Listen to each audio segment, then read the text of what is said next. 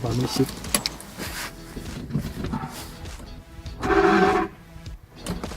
Ongi kõik. Aku võtame siis selle auto pealt. Sellega muidu ainult suvel saabki sõita, et muidu ainult mähid ringi ratas all, liiga palju jõuda.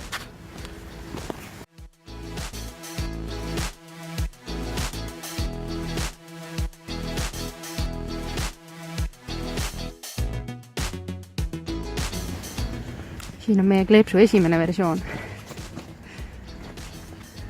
Ja see ei kukkunud nii hästi välja, kui idee oli. Teine tuli juba vähe parem. 200 kilovatti. Vähemalt Dünos nii näitas.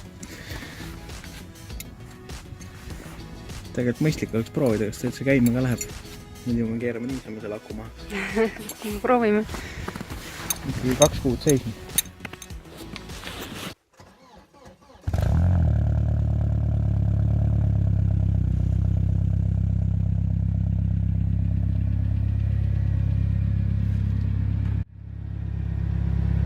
Täitsa elus.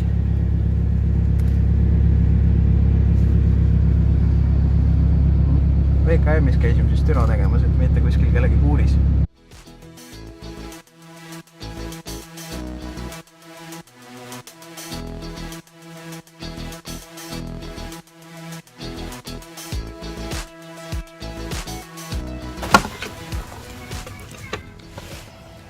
Hiduriketas on seismisest viits roostes.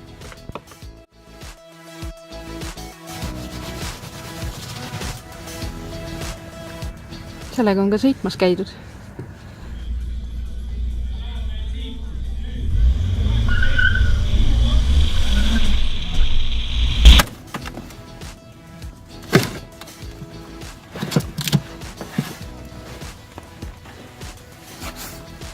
Äkki võtiga? Nüüd oleks peilanud. Räägist vahel ei ole.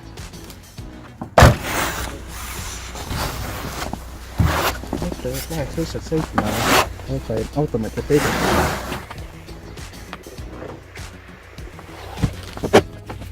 Mis meie akuki näiteks. Valge.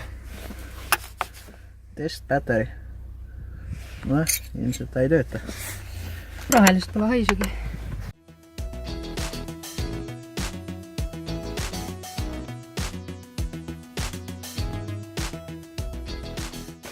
Tööriistad peavad ikka alati varuks olema. Kunagi ei tea, meil on midagi vaja minna.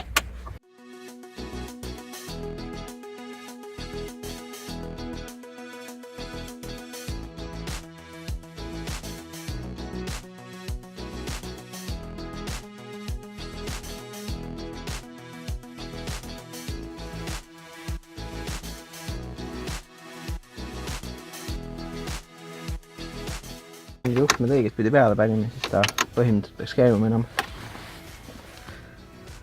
Paneme selle turvapoldi ka. Muidu ta äkki sõidab meil minema siin vahepeal. See kanister ei ole seal tühi taara, vaid seal sees on mu esitulede releed. Niisugune kaitsekarp nagu käepäraste vahenditega. Vaatame, nüüd ta võiks käima ka minna.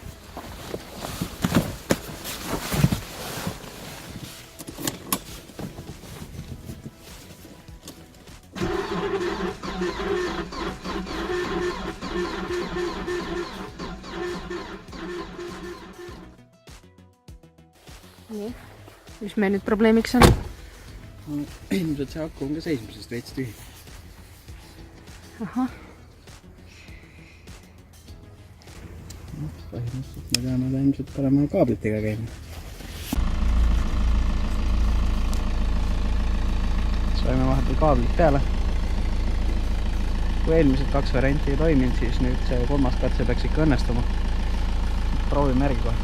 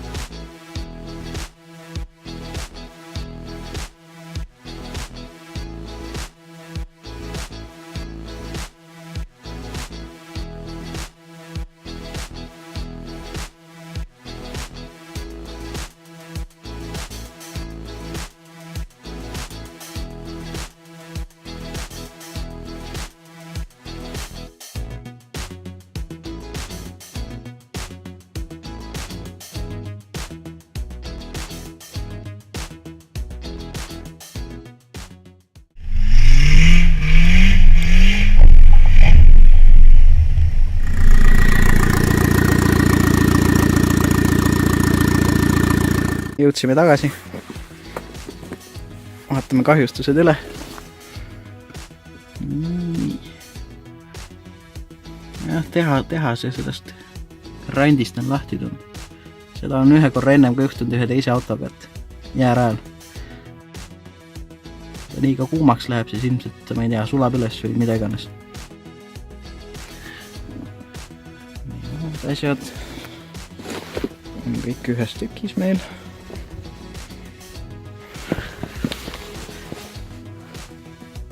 Õnneks on auto piisavalt kõrge, et sumps ei lohis.